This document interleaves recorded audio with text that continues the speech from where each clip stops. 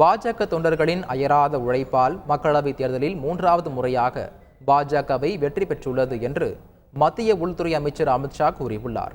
இது குறித்து அவர் வெளியிட்டுள்ள பதிவில், இந்த வெற்றிக்காக பாஜகவின் தேசிய தலைவர் JP நட்டா உள்ளிட்ட அனைத்து பாஜக தொண்டர்களையும் வாழ்த்துவதாக குறிப்பிட்டுள்ளார். பாஜகவை பொறுத்தவரை தொண்டர்கள்தான் மிகப்பெரிய சொத்து என்று குறிப்பிட்டுள்ள அமித்ஷா, நாடு முழுவதும் வீதி வீதியாக சென்று மக்களின் ஆதரவை பெறுவதற்கு தொண்டர்கள் செலுத்திய உழைப்பு உண்மையிலேயே பாராட்டுக்குரியது என்றும் கூறியுள்ளார். மத்திய பிரதேசத்தின் விதிஷா தொகுதியில் பாஜக சார்பில் போட்டியிட்ட முன்னாள் முதல்வர் சிவராஜ் சிங் சௌஹான் காங்கிரஸ் வேட்பாளர் பிரதாப் பானு சர்மாவை விட 8.21 லட்சம் வாக்குகள் அதிகம் பெற்று வெற்றி பெற்றுள்ளார். சிவராஜ் சிங் சௌஹான் 8,21,000 வாக்குகள் பெற்றுள்ளார். காங்கிரசின் பிரதாப் பானு சர்மா 2,95,000 வாக்குகள் பெற்றுள்ளார். மகாராஷ்டிரா மாநிலத்தில் பாஜகவால் பிரிக்கப்பட்ட உத்தவ் தாக்கரே சிவசேனா கட்சியும் சரத்பவாரின் தேசியவாத காங்கிரஸ் கட்சியும் அதிக இடங்களில் வெற்றி பெற்றுள்ளன.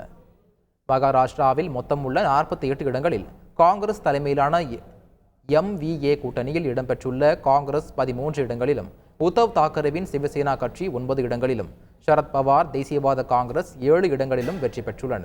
இதேபோல் பாஜக கூட்டணியில் பாஜக 10 இடங்களிலும், ஏக்நாத் ஷிண்டேவின் சிவசேனா 7 இடங்களிலும், அஜித் பவாரின் தேசியவாத காங்கிரஸ் 1 இடத்திலும் வெற்றி பெற்றுள்ளன.